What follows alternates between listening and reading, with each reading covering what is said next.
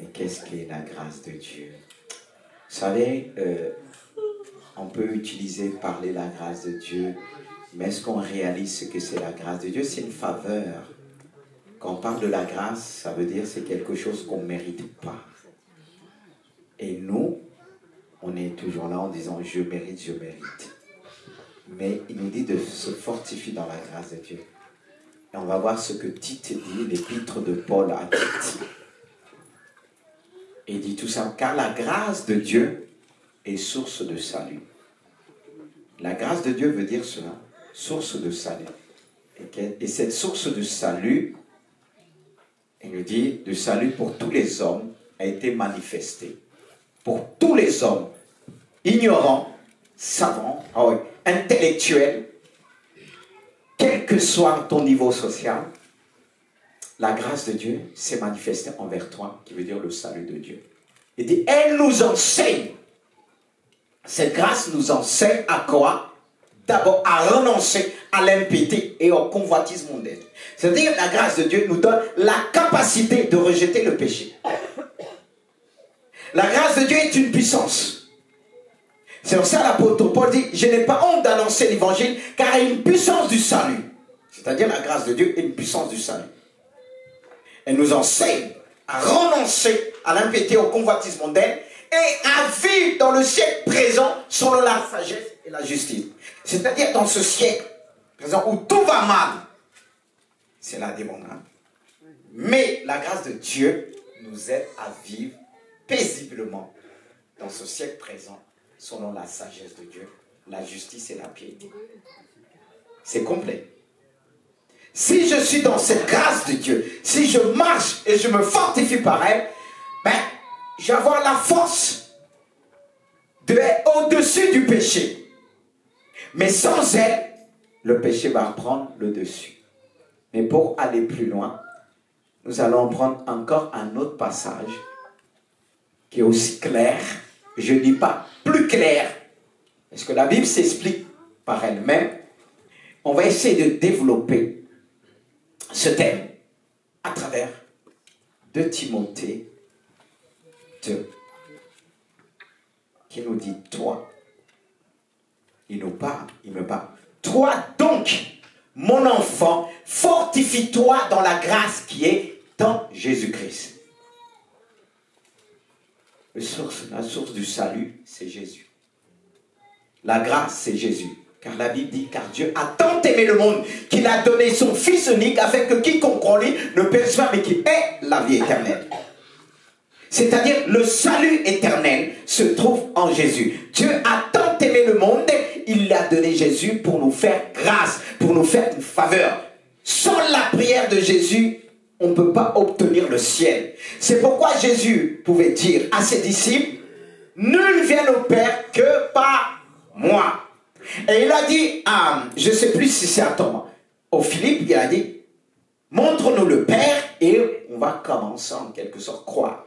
Il va dire, Philippe, Thomas, ça fait longtemps que je suis avec vous et vous ne m'avez pas reconnu. Tout ce que je fais, c'est le Père qui le fait en moi. Tout est en Jésus. Sans Jésus, il n'y a pas de salut. Que tu sois bon, que tu sois généreux ou pas, sans Jésus, tu ne vas pas prétendre dans le ciel en disant, c'est moi qui ai béni un tel, c'est moi qui lui a donné l'argent. Si elle est devenue riche, c'est grâce à moi. On a l'habitude de faire, c'est grâce à moi, c'est grâce à moi, c'est grâce à moi, c'est grâce à moi.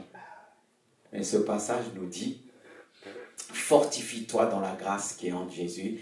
Et ce que tu as entendu de moi, Paul va dire à Timothée, en présence de beaucoup de témoins, confie-le à des hommes fidèles qui soient capables de l'enseigner aussi à d'autres. C'est-à-dire des hommes qui seront capables de l'enseigner à d'autres. Le Seigneur nous appelle à cela, de l'enseigner à d'autres. Amen. À d'autres. Souffre avec moi comme un bon soldat de Jésus-Christ. Il n'est pas de soldat qui s'embarrasse des affaires de la vie s'il veut plaire à celui qui l'a enrôlé. Et l'athlète n'est pas couronné s'il n'a pas combattu souvent les règles. Il faut que le laboureur travaille avant de recueillir les fruits. Comprends ce que je dis, car le Seigneur te donnera de l'intelligence en toutes choses. Souviens-toi de Jésus-Christ. Amen. Et nous pouvons nous arrêter là. Voilà, j'ai pensé à développer ce message sur cette phrase que vous allez voir se défiler. Mon enfant, fortifie-toi dans la grâce qui était en Jésus-Christ. Et pour obtenir cette grâce pleinement, tu dois être capable, avoir la capacité d'un bon soldat de Jésus-Christ. D'un bon soldat de Jésus-Christ. Pas simplement le bon soldat, avoir aussi la capacité de l'athlète et la capacité du laboureur. Et pour transmettre ce savoir à d'autres, tu dois avoir ces capacités qui sont mentionnées dans ce récit. Quelles sont donc ces capacités? Parce qu'on veut donner, on ne peut que donner ce que nous avons reçu.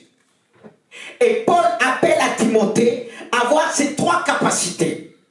Peut-être qu'on pourra souligner d'autres, mais ce passage s'arrête, tourne autour de ces trois capacités. Choisis des hommes capables, mûrs. C'est pour ça qu'il y a certaines choses qu'on ne va pas donner à nos enfants aussitôt. On va attendre pour leur confier certaines tâches qu'ils soient capables, qu'on soit sûr qu'ils ne vont pas mal gérer ce que nous leur avons accordé ou confié.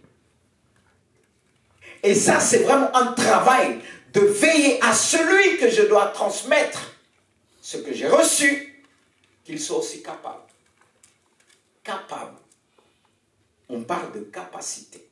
Certes, il y a des capacités naturelles et des capacités surnaturelles.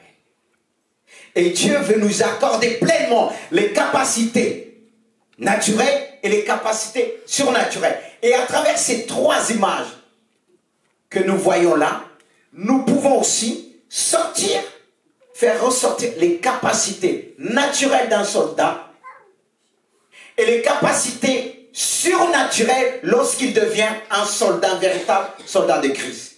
Et les capacités d'un athlète, elles peuvent être naturelles et se transformer, aller plus loin, avoir aussi les capacités surnaturelles. De même pour le laboureur. On va peut-être souligner ses capacités naturelles et aussi les capacités surnaturelles en Jésus-Christ. Est-ce que vous suivez bien? Car il est dit, j'ai souligné. Ensuite, le but, c'est de transmettre ces trois capacités à des hommes fidèles. Ça ne veut pas dire que tu es fidèle, tu as tout. Mais quelqu'un doit te transmettre ces capacités, que tu puisses être aussi capable à l'inculquer à d'autres. Quelqu'un qui va dire il a l'intelligence, c'est bon. Tu peux avoir une base. Mais cette intelligence a besoin d'être renouvelée, se développer. Et lorsqu'elle va se développer, lorsque tu seras capable de l'inculquer à d'autres. Est-ce que nous sommes capables d'inculquer la sagesse que Dieu nous a donnée à nos enfants? Comment on va reconnaître que tu es sage, tu es intelligent, lorsqu'on va voir tes acquis aient été transmis à d'autres? Peu importe l'âge. Ce que Dieu regarde, c'est la disposition de cœur. Alors maintenant, on va dire, quelle est donc cette capacité du bon soldat? Quelle est donc cette qualité du bon soldat, cette capacité du bon soldat de Jésus-Christ, ou bien autre? Un bon soldat doit faire preuve de courage. Ne va pas vite, attends. T'as pas tout. Voilà. Tu peux t'arrêter là. Un bon soldat doit faire preuve de courage. Il doit être capable de gérer ses émotions et de rester dans le contrôle. De faire preuve de sang-froid afin d'agir dans l'intérêt de sa mission et des objectifs fixés par sa hiérarchie. Ça, c'est le plan, on va dire, naturel d'un bon soldat. et que Dieu utilise. Attention. Ça ne veut pas dire que je dis ce qu'on va prendre aux soldats et tout ça, c'est voilà. Il n'est pas spirituel. Il faut le naturel. C'est le naturel Qui nous emmène à obtenir en Dieu le surnaturel. Mais tout simplement, ce que je veux souligner, un bon soldat doit être capable de gérer ses émotions. Parce qu'il est confronté à plusieurs situations difficiles. Et s'il ne sait pas gérer ses émotions, il emmène les autres aussi au péril. Et si Paul utilise cette expression de bon soldat, c'est pour emmener à Timothée qu'il doit voir ça chez les autres. En lui d'abord, cette capacité de soldat. Frères et sœurs. Une capacité de soldat, les capacités du soldat qui agit dans l'intérêt de sa mission. Et il faut savoir que Dieu aussi nous a missionnés dans ce monde. On est en mission. On est des soldats. Cette image aussi s'adresse à nous, bien-aimés de Dieu. Quel que soit ton âge, enfant, jeune homme, jeune fille, tu es un soldat de Dieu. Amen.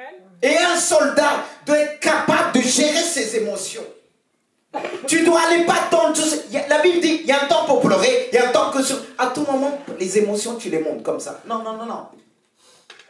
Tu n'es pas arrivé encore là. Parce que si à tout moment, tu es triste, tu pleures, tu vas décourager les autres. Pour l'instant, c'est tes émotions qui dominent sur toi, mais tu dois les contrôler. Amen. La Bible dit, domine les émotions. Et réalise que tu es en mission. Mais, ça encore, on pourra dire, les capacités, c'est des qualités, ok, mais c'est pareil. Mais il faut toujours s'interroger, mais se dire, mais malgré la réponse, mais qu'est-ce que c'est? Quelles sont les qualités d'un bon soldat de Christ? C'est vrai, ça, c'est les qualités d'un soldat qu'on peut trouver dans le monde. C'est bien. Parce que nous, les chrétiens, qui disent, devant les soldats de ce monde, hey, on est derrière. Parce qu'un bon soldat, il a, et même dans le monde, il a été formé pour gérer les choses. Ça ne veut pas dire qu'il n'est pas humain. Il a été formé pour gérer ses émotions. Est-ce que c'est ton cas? Parce que avant de dire oui, quelles sont les qualités d'un bon soldat de Christ? J'ai marqué en premier, fidélité. Et on le retrouve dans ce qui est naturel. Mais on a appelé à être fidèle. Deuxièmement, rigoureux. Est-ce qu'il y a cette rigueur? Respectueux. Est-ce que beaucoup sont respectueux? Je parle aux plus jeunes, là, aux enfants. Vous venez à l'église, on vous considère comme des soldats de Dieu. Est-ce que vous êtes respectueux? Est-ce que tu es vigilant dans tout ce que tu fais? Un soldat qui n'est pas vigilant, qu'est-ce qu'il risque de faire? Hein? Se faire tirer et entraîner les autres, se faire tirer. Respectueux, vigilance. Et j'ai noté, il a le sens du travail d'équipe et de l'entraide. Le sens du travail d'équipe et l'entraide. J'ai marqué en effet, waouh. En effet, la vie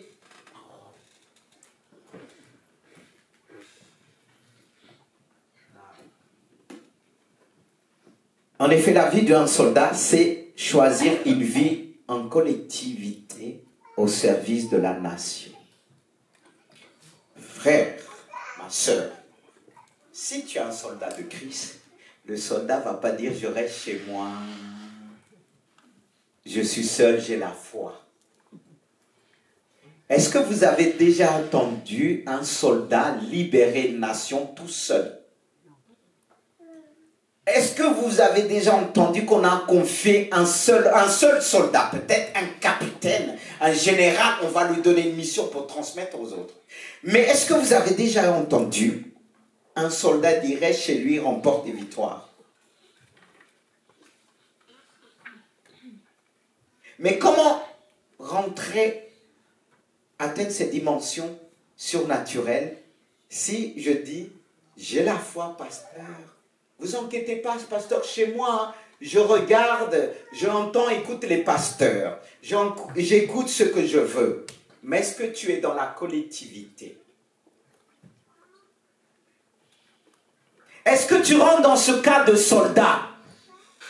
Un soldat qui fait ce qui l'arrange, qui tire dans toutes les directions, sans recevoir aucun ordre, aucune vision du hiérarchie. C'est un faux soldat. Vous savez, on peut devenir très vite faux, parce qu'avec des faux raisonnements qui nous trompent, on devient faux. Et sur le plan surnaturel, il est dit que nous sommes des soldats de la patrie céleste. On reçoit nos instructions qui viennent d'en haut. Certes, Dieu peut utiliser des hommes et des femmes pour nous communiquer la chose. Et un soldat souffre, c'est pas évident. Un chrétien qui va dire je ne souffre pas dans ma mission, c'est qu'il n'a pas compris. Même dans l'amour, il y a un peu la souffrance, hein? De supporter l'un, de supporter l'autre, c'est pas donné. Mais toi qui es tout seul, tu supportes qui? Devant ton écran, même quand un message ne va pas à ton sens, tu zappes. Mais si tu ne pourras pas me zapper, je suis là. Peut-être que je vais te voir d'un coup faire comme ça, je dis mais qu'est-ce qu'elle fait? L'habitude, tu as l'habitude de zapper les messages qui ne t'intéressent pas quand ça rentre dans la sanctification. Tu dis, il est trop dur. Il ne me plaît plus. Avant, il était bien, mais il a changé. Parce que ça ne va plus à ton sens. Non, il n'a pas changé, c'est toi qui dois changer. Amen. C'est pour ça que Paul va dire à Timothée, souffre avec moi comme un bon soldat de Jésus-Christ. Tu es un soldat, mais tu n'es pas un bon soldat de Jésus-Christ. Parce que la souffrance a mis à côté. Tu as dit, non Seigneur, je ne dois pas souffrir. Comment au début de ma conversion? Quand j'ai connu le Seigneur, j'ai dit, alléluia, je ne vais plus souffrir. Ça, c'était quel évangile? C'était l'évangile de l'Ismendy qui n'avait pas encore compris. Ça venait de commencer. Mais dans ma souffrance, le Seigneur est là. Le capitaine est là. Quand les plus grosses balles viennent se mettre devant, il dit, tu ne seras pas atteint. Que 10 000 à côté, 1000 à côté, 10 000 à ta droite, tu ne seras pas atteint. Même si tu es tout seul, le capitaine, le général de général, il est là pour arrêter des balles que tu ne vois pas. Parce qu'il dit combien même l'ennemi viendra comme un fleuve, l'esprit de l'Éternel le mettra en fuite. Alléluia. Tu n'as pas à craindre. Celui qui t'a envoyé était aussi un soldat. Il est descendu pour accomplir sa mission, pour accomplir son service militaire. Il n'a pas reculé devant les balles. Même quand on l'a crucifié, il n'a pas dit non, je ne veux pas mourir. Il a donné sa vie. Le véritable soldat, c'est Jésus-Christ, qui n'a pas reculé. Et celui qui te dit, tiens bon, souffre avec moi. Et il te dit encore, il n'est pas de soldat qui s'embarrasse des affaires de la vie s'il veut plaire à celui qui l'a enrôlé, à celui qui l'a appelé. Quand tu vas en armée, tu vas où? Tu n'as pas à t'embarrasser de tout pour aller combattre. Un soldat se dit avec son arme, il avance. Il n'a pas besoin d'entendre plus. Parce que Dieu nous a donné sa parole comme une épée à double tranchante. Est-ce que tu as toujours ton arme que Dieu t'a donnée? Parce qu'un soldat sans son arme n'est pas un véritable soldat. Un soldat de Christ sans la parole de Dieu n'est pas un véritable soldat.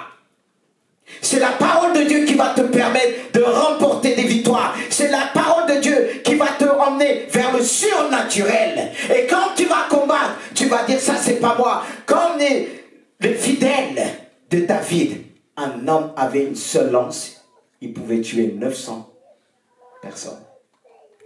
Une lance, une missile. Même les missiles aujourd'hui vont détruire les maisons. Mais une seule lance, bien ciblée. Et là, c'est du surnaturel. Avec une lance, Je ne sais pas si la lance tourne à droite, tourne à gauche, l'autre elle est à gauche, mais c'est normal ça. C'est pas du surnaturel. Quand tu es un vrai soldat de Christ, tu rentres dans les surnaturels. Et quand tu pries, tu envoies des missiles. Tu envoies, et le diable envoie des gens vers la terre. Fais des dégâts. Ou bien ne le cherchez pas parce que lui, quand il va tourner, il va commencer à prier, il envoie des flèches. Et c'est plus que des flèches. Dans le monde des ténèbres, il y a des flèches. Mais les flèches de Dieu, non, il détruit tout. C'est comme les ailiers de David. Amen. Et l'athlète, est-ce que vous êtes tous des athlètes là, ici, là? Je ne vais pas vous demander de vous mettre debout, de sauter, sinon vous allez m'en vouloir, vous risquez d'avoir mal. Vous allez dire, je suis venu pour être guéri dans la maison de Dieu. Voici, le pasteur m'a fait sauter, maintenant j'ai mal. Mais tu vas sauter en esprit. Est-ce que tu es un athlète de Christ? Quelle est donc cette capacité d'athlète de Jésus-Christ? Quelles sont les caractéristiques d'un bon athlète? Vous savez, il y a toujours ce qualificatif de bon, d'un grand, de puissant athlète. Quelles sont les caractéristiques d'un bon athlète? J'ai noté, travailler, acharné. J'ai noté entre parenthèses, j'ai oublié entre parenthèses, le talon seul ne suffit pas. On a des talons. On a, si je dis, un bon footballeur. C'était le cas d'un footballeur, attends, je vais me rappeler, Ronaldinho. Vous connaissez Ronaldinho? À son époque, lui, il était fort, il avait un talon. Lui, non. Mais moi, quand je regardais, je dis, mais comment il fait, lui? Le ballon était collé à lui, c'est un des meilleurs. Lui m'a toujours, il fait ce qu'il veut dans le terrain. Il a le don, il a le talon, mais le talon ne suffit pas. Qu'est-ce qu'il a fait chuter? Il a dit qu'il ne s'entraînait pas.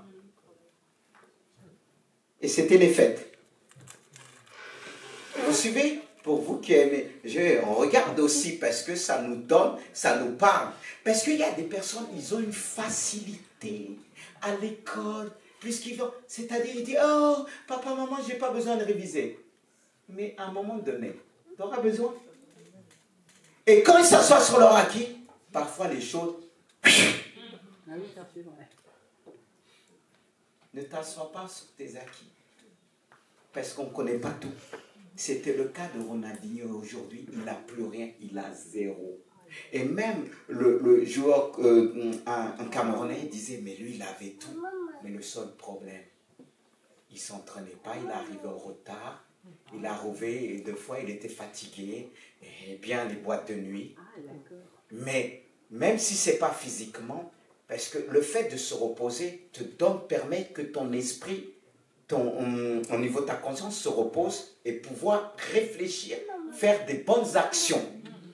Et le fait qu'il était là, quand nous tous, quand on était jeunes, on se croyait, bon, le jeune, tous, il va manger, va dire, ah papa, maman, je ne grossis pas, tu peux acheter, mais bon. Je me rappelle, mon cousin, il est arrivé dans l'Afrique, il disait, ah oui, je suis manquant, tout ça. 2 mois, ça commençait à boum, boum, boum, boum, boum. Vous voyez? Parce qu'on me dit, ah, je ne vais pas changer, j'ai le don, j'ai le brûleur de graisse, quand je prends, ça brûle tout. Mais là, je vais apprendre, c'est pas comme ça. Alors, toi qui as des facilités, les neurones, là, ça vieillit. Tu as besoin de se fortifier en Jésus. Lui qui donne la sagesse et l'intelligence, même au niveau de force. Il y a des personnes, ils ont une force. Vous connaissez Tyson, tout le monde connaît Tyson. Il a allongé tout le monde par terre. Mais un jour, on l'a allongé aussi. Ah oui! Mais c'est comme ça. On se sent fort. C'est pour ça que la Bible nous dit, fortifie-toi en Jésus. Il donne la force à celui qui est fatigué. Leur monde la vivant, ceux qui tombent en défaillance. Parce que quand tu es plus fort, tu vas trouver plus fort. Plus fort va trouver plus fort. Mais pas plus fort que Jésus. C'est ça le problème. Que s'asseoir sur ses acquis, de dire, j'ai l'acquis, j'ai des facilités, t'inquiète pas. Mais un jour, c'est comme si dans ton cerveau, il y aura un trou de mémoire. D'où avoir des repères devant toi le jour que la mémoire fait des... défaut, tu pourras te tourner vers Dieu. Mais n'attends pas qu'elle puisse faire défaut. Le talon ne suffit pas. C'est pour ça que j'ai noté, c'est une vie de sacrifice. Amen. Dépassement de soi et motivation. Tu dois te dépasser. Un sportif, il doit toujours dire, si aujourd'hui l'autre, en tête, comme j'ai vu un entraîneur, un coach dit à la boxe, il dit, ne dis pas que tu as la ceinture. Dis-toi la ceinture que tu as, tout le monde veut l'avoir. Tu dois toujours veiller chaque jour en disant que tu dois avoir encore une autre. Mais si tu es là, tu l'as, un jour quelqu'un qui vise, tu ne sais pas, il va s'entraîner plus que toi pour te l'arracher. Et toi, tu t'assois sur tes acquis en disant tu es arrivé. Mais tu n'es pas arrivé. On n'est pas encore au ciel. Amen. On n'est pas encore au ciel. On doit vraiment avoir cette persévérance, l'endurance, en disant le diable va toujours vouloir nous ralentir, nous arrêter dans notre élan, nous décourager, de dire tu es vieux, tu es vieille, tu ne peux plus courir, mais tu peux courir autrement. Si tu es vieille, tu es vieux, tu peux devenir un coach. Amen. L'expérience doit rester. Peut-être toi, tu ne pourras pas aller vite, mais ceux que tu entraînes vont aller plus vite. Ceux que tu entraînes finiront par te dépasser. Et les gens te verront à travers les gens que tu as entraînés, transmis. Cette capacité d'athlète. Parce qu'il y a certains qui disent, ah moi j'ai tout fait, je suis vieux, pasteur vieux. Mais à qui tu as transmis cette capacité? Aujourd'hui les entraîneurs des grands, ils sont vieux. Mais leur élément est devenu des premiers parce qu'ils les ont transmis leur expérience, leur capacité. Et quand on demande quelqu'un arrivé, on dit mais qui est son entraîneur? Qui l'a entraîné? Qui lui a donné cette motivation? Cette vie de sacrifice qui l'a motivé? D'où la motivation, j'ai marqué, motivé, ténacité, orientation au risque, rapidité et précision. Comprenez? Paul va dire à Timothée, choisis des hommes fidèles, capables. Ceux que j'ai été transmis en témoin de beaucoup. L'apôtre Paul était quelque part un exemple devant beaucoup. Un homme qui ne reculait pas. Un athlète de Jésus-Christ. Un bon soldat qui a appris à souffrir dans sa mission sans pleurer, sans reculer. On doit être des soldats de Christ, des bons athlètes qui s'entraînent et qui font aussi attention. J'ai noté, on va arriver tout à l'heure, j'ai marqué aussi calme et critique. Ce n'est pas les critiques que nous pouvons critiquer tout le monde.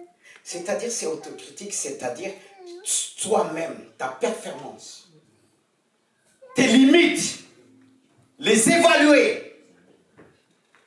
Te dire que tu n'es pas encore arrivé. Même si tu es arrivé, tu dis, mais j'ai failli perdre cette couronne, cette coupe. L'autre a failli me rattraper. Mais comment ça se fait qu'il a failli me rattraper? Qu'est-ce qui a fait qu'en sorte, à un moment, je ne sentais plus ma force? Qu'est-ce qui a fait qu'à un moment, c'était lourd? Qu'est-ce qui a fait qu'à un moment, je n'ai pas géré mon souffle? C'est ça les critiques. Au lieu de critiquer les autres, critique ta performance. Qu'est-ce qui a fait qu'en sorte que tu ne sers plus? Qu'est-ce qui a fait qu'en sorte tu n'as plus l'endurance à l'église? Qu'est-ce qui fait qu'en sorte tu ne peux pas venir même marcher avant de courir? Tu ne peux plus marcher. Et comment tu vas courir avec ton ennemi? Tu ne peux pas. Mais Dieu te donne aussi le calme, la tranquillité. Il dit, c'est dans le calme et la confiance que sera notre force, ou bien autre le salut. C'est ce qui va te permettre d'arriver. Et j'avance. C'est ainsi le verset 5 dit. Et l'athlète n'est pas couronné s'il n'a combattu souvent les règles. Il faut des règles. Il faut des règles. Dans la maison de Dieu, il faut des règles. Pour entrer dans le surnaturel, il y a des règles. Il y a des règles dans le ciel. Il y a des règles d'une vie chrétienne. Dans tous les domaines, il y a des règles. Mais quelles sont les règles d'un athlète? On va retrouver peut-être les mêmes choses. Voici les règles d'un bon athlète. Faire un bon échauffement. est-ce qu'on s'échauffe bien dans la prière? Ah oui. Parce que si on s'échauffe mal, il y a ceux quand ils font du sport, ils se chauffent pas du tout. Mais on a appelé, bien-aimés de Dieu, à bien s'échauffer. Est-ce qu'on s'échauffe comme il faut? Il y a d'autres qui viennent, ils ne s'échauffent pas, ils entament le sport. Il faut s'échauffer aussi avant de venir à l'église. Un temps de prière. Un athlète qui ne s'échauffe pas, ça va ramer, va sentir ses muscles, va craquer. Il va dire, mais vous regardez à l'église. Pourquoi on a du mal à démarrer? Parce que beaucoup ne se chauffent pas avant de venir à l'église. On a du mal à démarrer. On est des athlètes, au lieu de courir, on commence à marcher tout doucement. On commence à marcher tout doucement en venant dans la maison de Dieu, en louant Dieu. Ce n'est pas à la maison de Dieu qu'on va démarrer à 100 à l'heure. Alléluia. Amen. Parce qu'il y en a même qui ne s'échauffent pas, il vient à la maison de Dieu, il s'endort. Il dort dans la maison de Dieu. Mais comment on va venir dans la maison? Toi, imagine, tu es un athlète, tu prépares pour démarrer. On va te virer directement. Est-ce que ce n'est pas le cas de plusieurs? Parce que si tu te chauffes bien à la maison, tu loues Dieu, tu ne vas pas dormir. Tu ne vas pas dormir dans la maison de Dieu. Et on peut dire beaucoup de choses. Et j'avance. Buvez de l'eau avant, pendant et après. Avant, pendant et après. C'est-à-dire, pour être un bon athlète, je dois prendre ce qu'il faut avant, pendant et après. Pas simplement avant et je laisse le pendant et je laisse l'après. Et peut-être pour certains, pas du tout avant et commence à se chauffer après quand nous on est déjà arrivés. On a toujours vu ça dans les assemblées, quand on dit on va prier, on va louer Dieu. Il y en a, ils ne démarrent pas. Mais le moment qu'on passe à autre chose, c'est là qu'ils sont encore en train derrière. C'est pas normal. Hein? Après, on va dire, ah, c'est le Saint-Esprit. Le Saint-Esprit quoi? Le Saint-Esprit nous respecte aussi. Il respecte aussi les règles qu'il a été mises. Non, ne soyons pas plus spirituels que Dieu, excusez-moi. J'ai marqué aussi, muscler votre motivation. C'est-à-dire, quand tu es motivé, veillez sur ta motivation parce que quelqu'un peut faire en sorte que tu sois plus motivé. Toi qui étais motivé, je vais faire ça. Quelqu'un te dit, oui, mais tu crois que là, tu vas où là-bas? Dans cette église-là, ce pasteur-là? Ta motivation descend à zéro. J'avance, n'inquiétez pas. Et j'ai noté, manger correctement et suffisamment. Correctement et suffisamment. Regardez, il y en a qui font des régimes sur régime, après un jour, poum, ils tombent. Faire un régime, c'est manger quoi? Comme j'ai marqué, manger correctement et suffisamment. Et aujourd'hui, on est dans une société qui nous empêche, mais ce n'est pas des raisons qu'on ne doit pas gérer, contrôler. Hein. Voilà. Pas manger correctement, mais on vit dans une société qu'on mange mal. Et avec Dieu, il y en a qui mangent mal. Ils mangent dans tout. Et regardez. Bon. Je vais m'exprimer bien, vous allez comprendre. Manger correctement, c'est quoi? C'est-à-dire, quand je mange correctement, je mange chez moi et l'autre. Je mange, après je vais ailleurs vite fait, je mange, je vais ailleurs, mange. Attends, ça risque d'exploser. Mais le chrétien d'aujourd'hui, il mange partout. Je ne dis pas la nourriture ailleurs, c'est pas bon. Mais, ton cuisinier là, qui est ta maman, ton papa, il sait ce que tu as besoin vraiment. Il sait que selon le médecin, il y a des choses que tu ne dois pas manger.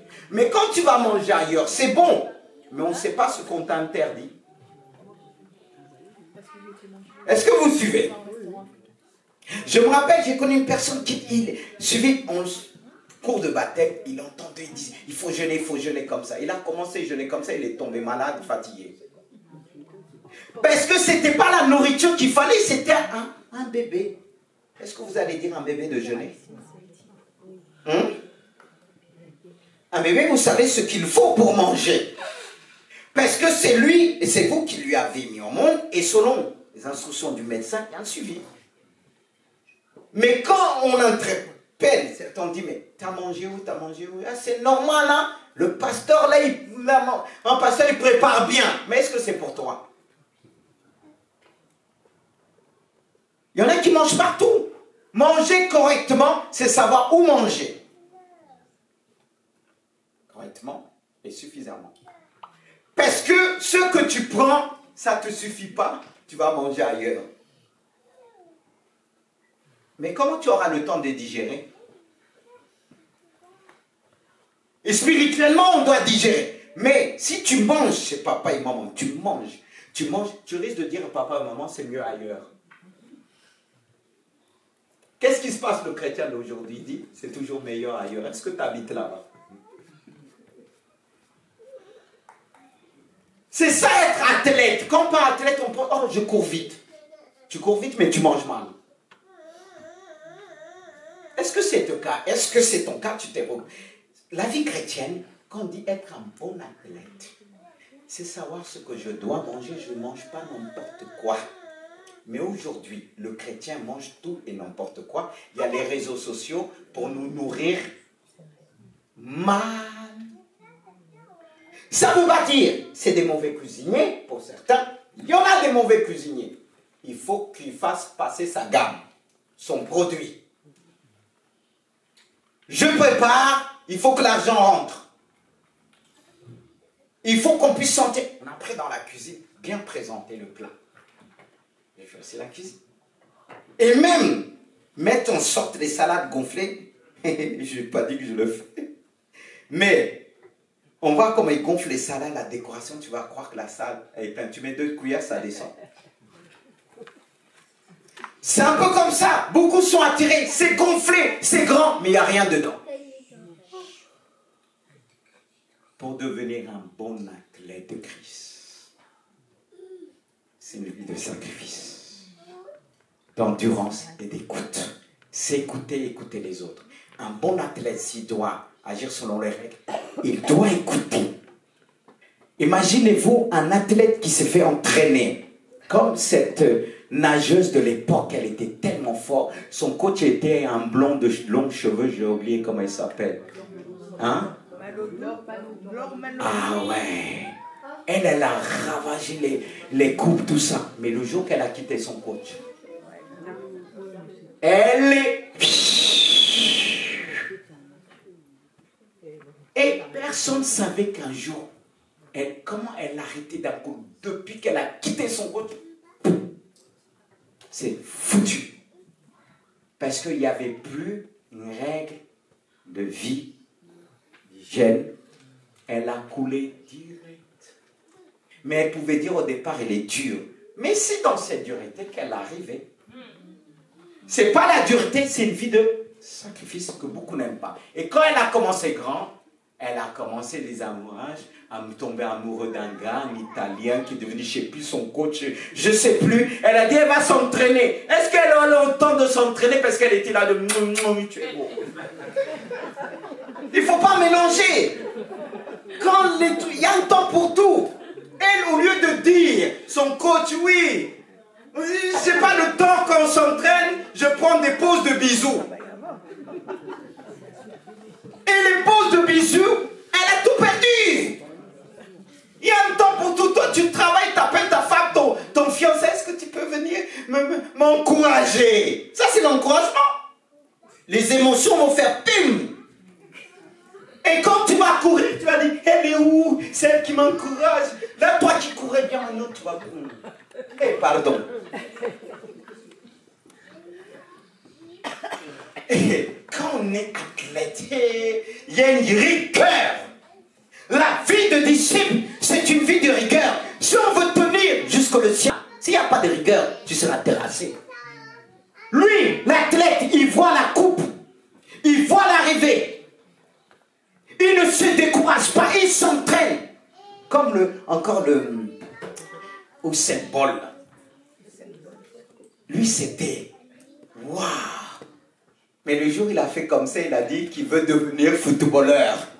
Et toi, tu as commencé à courir depuis longtemps. Tu pensais que Au foot, hein, à 100 à l'heure, on va te mettre. Un point d'attaque. Il n'a pas duré longtemps. Il ne faut pas manger partout. Hein. Le foot, c'est bien. Mais lui, on disait, il faut manger comme un athlète, courir comme un athlète. Il pensait qu'on va le prendre vite fait, on va l'ouvrir les portes parce que s'il s'envole, il peut manger là-bas. Détrompez-vous. Il faut une règle de vie. Manger correctement et suffisamment. On va vers la fin. Alléluia. Athlète. Échauffement, on a dit mouvement, contrôler, manger correctement. Et dernièrement, ne vous inquiétez pas, on va finir. Quelle est donc la capacité laboureur de Jésus-Christ? Le verset 6 nous dit, il faut que le laboureur travaille avant de... C'est pas facile. Mais il y en a beaucoup, quand ils travaillent, ils disent, combien je vais gagner? En fait, c'est combien tu vas me donner? Vous savez que nous, quand on s'engage dans le ministère, on n'a pas dit combien vous allez me donner. Moi, on m'a dit à un moment, rien. Je leur ai dit, c'est Dieu qui m'a appelé. Si vous avez rien, c'est rien. Mais vous êtes aussi une responsabilité aussi. Parce que parfois, on se dégageait envers Dieu, dit, ah, Dieu va le donner. Mais Dieu a appelé à transmettre. Quelqu'un que tu as appelé à transmettre, tu as appelé aussi à donner les moyens qu'il faut pour qu'il arrive. Mais toi, tu ne dois pas demander combien. Et aujourd'hui, on parle des pasteurs businessmen, tout ça, tu vois, tout est mélangé. Encore là pour être un bon athlète. Je n'essaie pas de dire ça interdit parce qu'il y en a qui ont leur argument de justifier. Et il y en a qui parlent très bien, même mieux que moi. Alors moi je me dis aussi, même si c'est bon ailleurs, si tu mélanges, ça risque de pouf. Il ne faut pas mélanger. Hein. Et pour revenir, là, travailler avant de recueillir le fruit. C'est ça qui est très dur. Parfois on travaille. Toujours rien. Et on dit, Dieu, tu m'as oublié, je dois changer. Mais justement, tu ne dois pas changer tout de suite ce que tu fais. Cela peut nous induire à l'erreur. Ou bien ceux qui entendent un mari, une femme, ils travaillent pour ça. Tu pries le Seigneur. Tu te fais belle comme jamais. Tu t'es fait beau comme jamais, mais ça ne vient toujours pas. Après, on tire celui qui vient de passer, il dit, ah, embrasse-moi. Et pourtant, tu as travaillé dans la prière. Pas travaillé que pour toi, tu as même aidé les autres à se marier. Tu as même conseillé les autres en disant, oh, ce gars-là, il a un cœur pour Dieu. Et tu étais sincère. Il y a d'autres même pasteurs qui ont marié les autres. Mais malgré tout, ça ne vient pas. Tu as travaillé comme un cultivateur, un laboureur, mais rien ne vient. Tu fais quoi? On fait quoi? C'est vrai qu'on est jeune, 18 ans, on dit, oh, là t'as plusieurs qui se marient. Là aussi, il y a un autre travail, il faut le choix. Plus tu prends l'âge, si c'était 5, ça devient 10, ça devient 5, ça devient après 2, après tu n'as pas beaucoup de choix. Et là tu dis, mais qu'est-ce qui s'est passé avant? Mais bon, tu prends l'âge, hein? C'est comme ça, hein, mes soeurs. C'est pour ça qu'il faut discerner au bon moment. Hein? Mais bon moment ne veut pas dire que tu vas arriver, c'est dur, tu vois tous les autres se marier. Moi, je l'ai fait la robe. J'ai porté la robe. Je l'ai conseillé. Moi, la plus belle. Moi qui a travaillé plus dur. Comment ça se fait? Mais parce qu'il faut savoir une chose. Les choses qui tardent à venir, ce sont les meilleures. Quand tu as attendu, selon le temps de Dieu, quand ça vient, c'est meilleur. Est-ce que tu le sais? Alors, Un bon disciple de Jésus, c'est quelqu'un qui retourne la terre. Même, tu dis, comme quelqu'un qui va exploiter, il va retourner. Mais on m'a dit, il y en a là. Continue, tu retournes, il n'y a toujours rien. Ton jour n'est pas arrivé. Oui, le laboureur, c'est celui qui cultive les terres. Il cultive la terre en quoi? En la remuant. C'est un travail de quoi? De profondeur. Il y a des choses qu'on peut obtenir que si on est profond. Et si dans ces trois images, chaque image, on leur place dans nos vies et doit être examinée. Mais quand je me suis arrêté de laboureur, j'ai mis peu de choses, mais cela m'a emmené dans le livre de Jérémie, qui était un laboureur, travailler profondément. C'est pourquoi Dieu va dire, regarde, j'ai été établi aujourd'hui sur les nations, comme un laboureur, un cultivateur, sur les royaumes pour arracher. Un cultivateur, qu'est-ce qu'il fait? Il arrache les mauvaises herbes. Il abat aussi les arbres qui ne sont pas à leur place, qui ne peuvent rien produire, aucun feu. Il les abat. Et il fait quoi encore d'autre? Ruiner. Il y a des choses que tu ne dois pas simplement arracher. Faire en sorte que ça ne repousse plus. Faire en sorte que ça ne repousse plus. Voilà, le travail du laboureur est tellement minusement qu'il doit le faire est dur. C'est un travail de sacrifice. Et ça peut passer des années, tu travailles la terre, qu'il n'y a toujours rien. Et ensuite il dit, et que tu détruises. Il y a des choses, pas utiliser les pesticides pour détruire, mais il a cette sagesse intelligente de détruire tout ce qui va empêcher que la terre puisse produire une bonne sémence, les fruits. Parce qu'une terre qui n'est pas travaillée ne peut pas porter du fruit. Il y a des personnes avant qu'ils deviennent des hommes et des femmes, il y a un travail qui se fait. Nous-mêmes, on est une terre que Dieu veut cultiver, que Dieu veut transformer, que Dieu veut remuer. Mais beaucoup n'acceptent pas. Comment tu vas apporter du bon fruit? Tu vas apporter des épines. Tu vas produire des épines. Parce qu'une terre qui n'est pas préparée, retournée en plusieurs étapes, cette terre ne pourra pas porter du bon fruit. Alors les épreuves par où que Dieu te fait passer, accepte, parce qu'il te fait passer par là pour porter meilleur fruit. N'est-ce pas quand même quand un arbre grandit, on l'immonde pour qu'il puisse encore grandir encore de plus. Il n'y a pas simplement la terre. Avant de voir les fruits, s'il s'agit d'un arbre, ce n'est pas les racines qu'on va donner à manger, ni le tronc, ni les branches, ni les feuilles, mais les fruits. Et que ce fruit, cet arbre, porte des fruits selon la saison.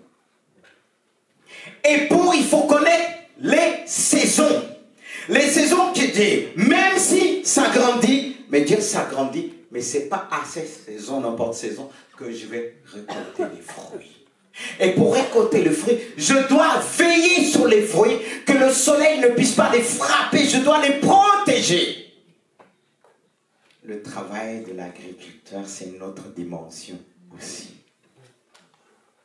Est-ce que Dieu peut compter sur nous?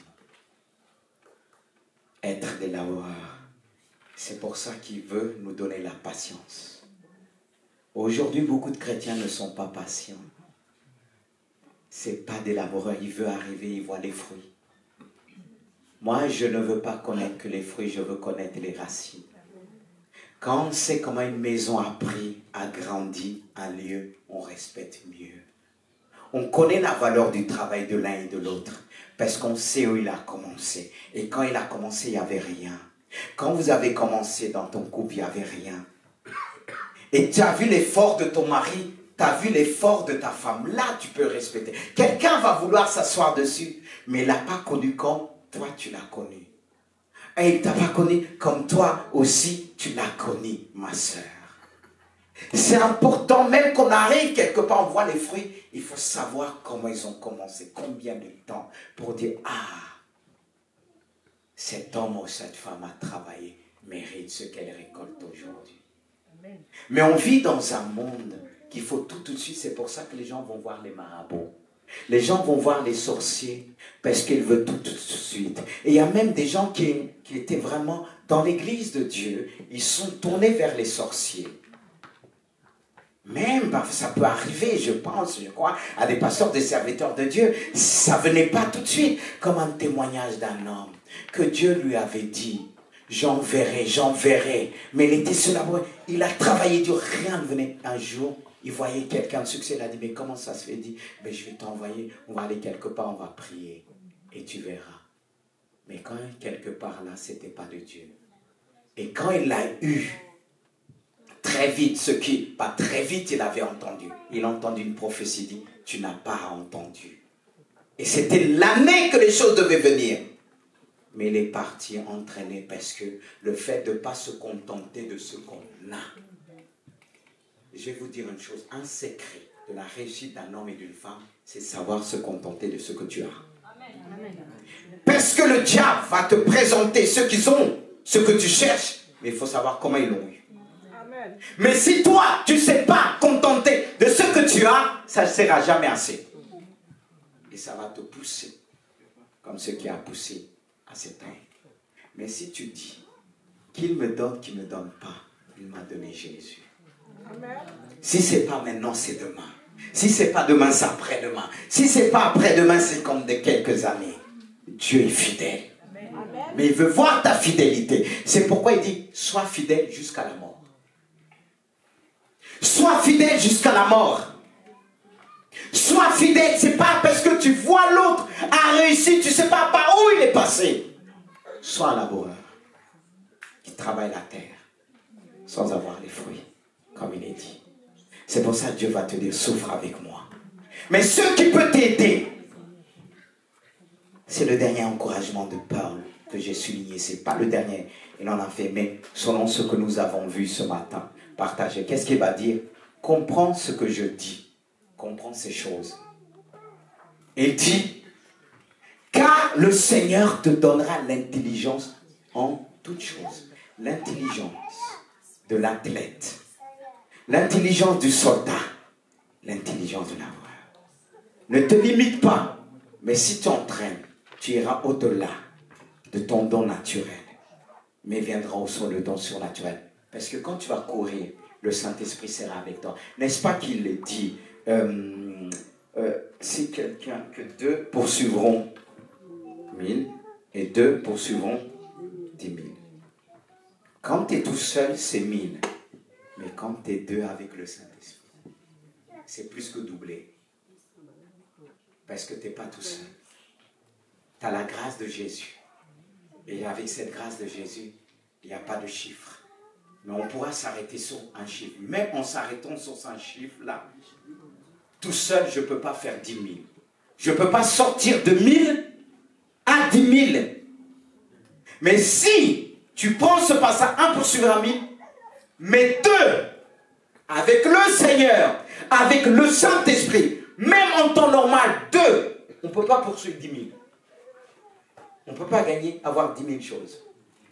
Mais avec le Saint-Esprit,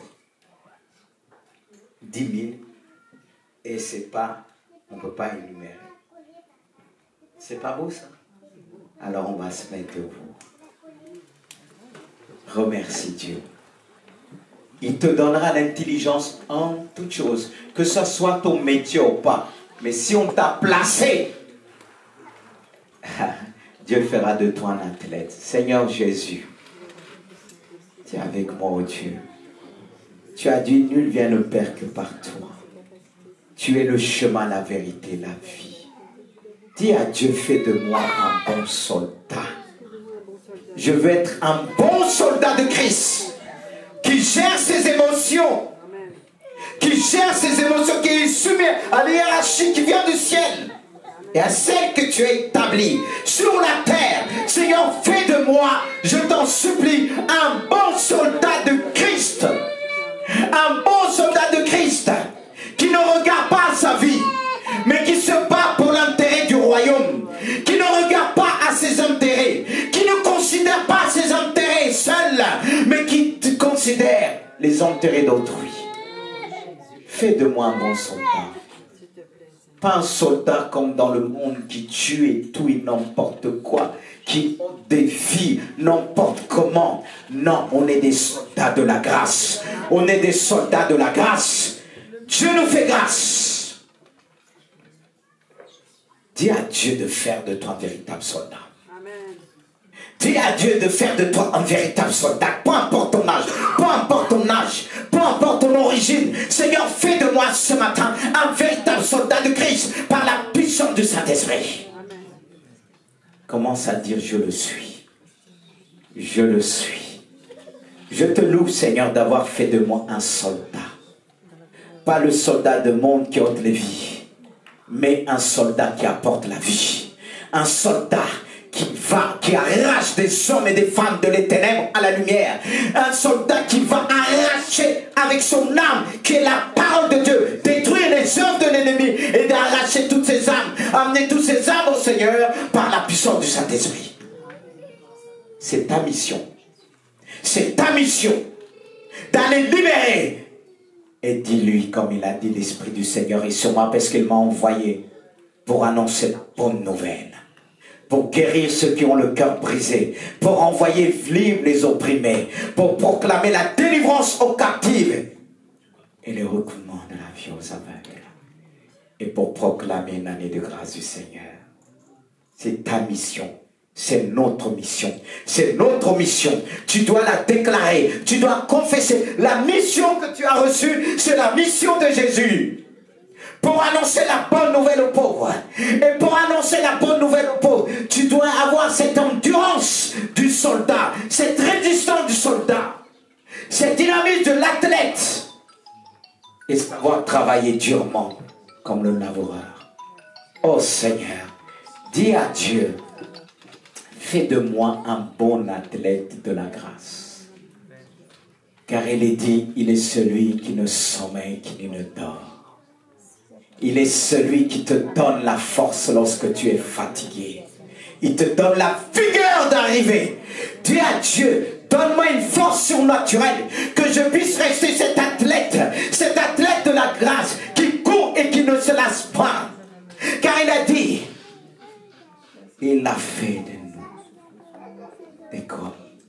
Il nous a donné des pierres semblables à celles des biches.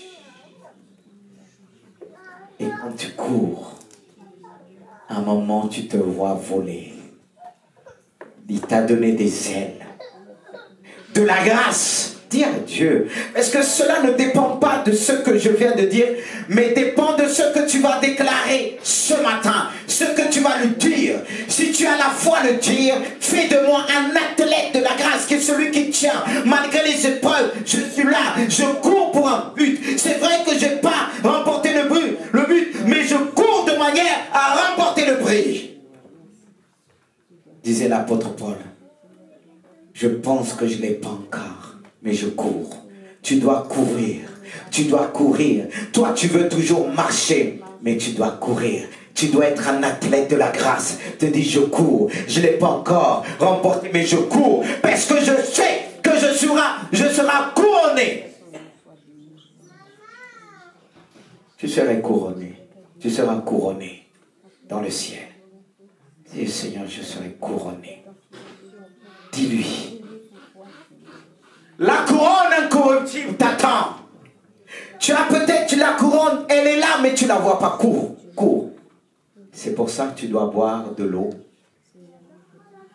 Avant, l'eau du Saint-Esprit. Pendant, l'eau du Saint-Esprit.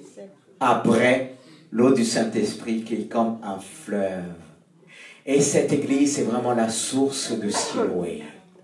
Qui coule, pour avant, pendant et après.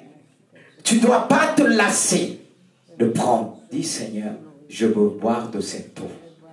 Comme il dit, si tu bois de cette eau, l'eau que je te donne, si tu savais ce que je suis toi-même, tu m'aurais demandé et je te donnerai. L'eau qui coulera en toi jusqu'à l'éternité. Tu dois boire de cette eau. Tu ne vas pas te lasser, tu ne seras pas fatigué comme Élie, qui était fatigué. Il prenait la fuite, il a pris une autre direction. Il avait peur de Jézabel. Mais quand l'ange voulait lui donner cette eau, il a marché 40 jours et 40 nuits. Sans se fatiguer. Et on est dans un monde pénible. Et la grâce de Dieu, tu dois boire de cette eau qui est la grâce de Dieu. Elle doit couler en toi. Parce que si tu ne la reçois pas, si tu ne bois pas de cette eau, avant, pendant et après, tu vas t'arrêter. Il va te manquer des ressources. Il va te manquer des ressources. Mais quand on te verra courir, il dit, mais elle a bu quoi? Qu'est-ce qu'elle a mangé? Certains disent elle a mangé un lion. Mais ce n'est pas un lion. C'est l'eau qui coule du ciel, qui descend vers toi, vers le sanctuaire. Et tu bois. Les gens disent, mais malgré son âge, elle court toujours. Malgré ses enfants, elle court toujours. Et elle passe la main. Elle dit les autres, cours encore plus vite. Parce que l'eau qui coule en toi va couler chez les autres. Ils courront encore plus vite. Tes enfants doivent courir plus vite. Mais si tu es la source, tu n'auras pas des efforts à faire. Ils viendront boire. Parce qu'ils vont tourner dans ce monde. Ils ne trouveront pas où ils doivent vraiment boire. Dis à Dieu aussi, fais de moi un laboureur, parce qu'il y a dans certains domaines, tu ne verras pas tout de suite les choses. Ce n'est pas toujours que Dieu fait ça. Il y a des choses que Dieu donne dans le temps. Qu'il va faire travailler. Comme le peuple d'Israël. Ils ont dit retournons en Égypte. Et beaucoup sont retournés dans le monde. Parce qu'ils disaient avant on était mieux. C'est le diable qui t'a menti. Tu n'étais pas mieux. C'est maintenant que tu es mieux. Parce que tu prends de cette eau. Parce qu'il y a des domaines que tu n'as pas eu tout de suite. Et là, tu as commencé à douter de ton Dieu. Il y a des choses que Dieu, au début de notre conversion, il nous a donné tout de suite.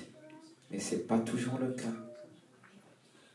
Parce qu'il veut t'éprouver pour connaître l'état de ton cœur, disait l'épreuve. Parce que c'est facile aimer quand la personne nous donne facilement. Mais quand il ne nous donne plus, est-ce qu'on va aimer? Quand Dieu nous donnera plus, il enlèvera même. Est-ce qu'on va continuer à l'aimer? Parfois, il enlève quand il dit Abraham, prends ton fils, ton unique, celui qui t'aime. Va-t'en dans cette montagne et l'offre-le comme un sacrifice dans le mont Moïse. Seigneur, je te prie.